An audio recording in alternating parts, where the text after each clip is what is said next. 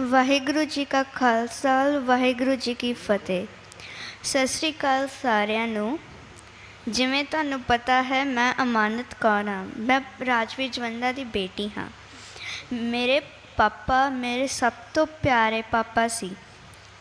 ਮੇਰੇ ਪਾਪਾ ਮੈਨੂੰ ਇੱਕ ਲੱਕੀ ਚਾਰਮ ਮੰਨਦੇ ਸੀ। ਉਹ ਕਹਿੰਦੇ ਸੀ ਕਿ ਮੈਂ ਤੈਨੂੰ ਬਹੁਤ ਪਿਆਰ ਕਰਦਾ, ਤੂੰ ਕਦੀ ਵੀ ਮੇਰੇ ਤੋਂ ਦੂਰ ਨਹੀਂ ਹੋਣਾ।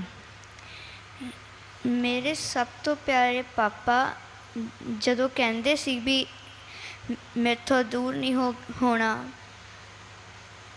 ਵੀ ਉਹ ਮੇਰੇ ਤੋਂ ਹੀ ਦੂਰ ਚਲੇ ਗਏ। ਅਤੇ ਹੁਣ ਜਦੋਂ ਫਿਊਚਰ ਆਏਗਾ, ਮੈਂ ਆਪਦੇ ਪਾਪਾ ਦਾ ਸੁਪਨਾ ਪੂਰਾ ਕਰੂੰਗੀ। ਅਤੇ ਮੈਂ ਇਹ ਵੀ ਕਹਿਣਾ ਚਾਹੁੰਦੀ ਹਾਂ ਕਿ ਜਿਵੇਂ ਮੇਰੇ ਪਾਪਾ ਨਾਲ ਹੋਇਆ, ਇਹ ਕਿਸੇ ਹੋਰ ਦੇ ਪਾਪਾ ਨਾਲ ਨਾ ਹੋਵੇ। ਧੰਨਵਾਦ।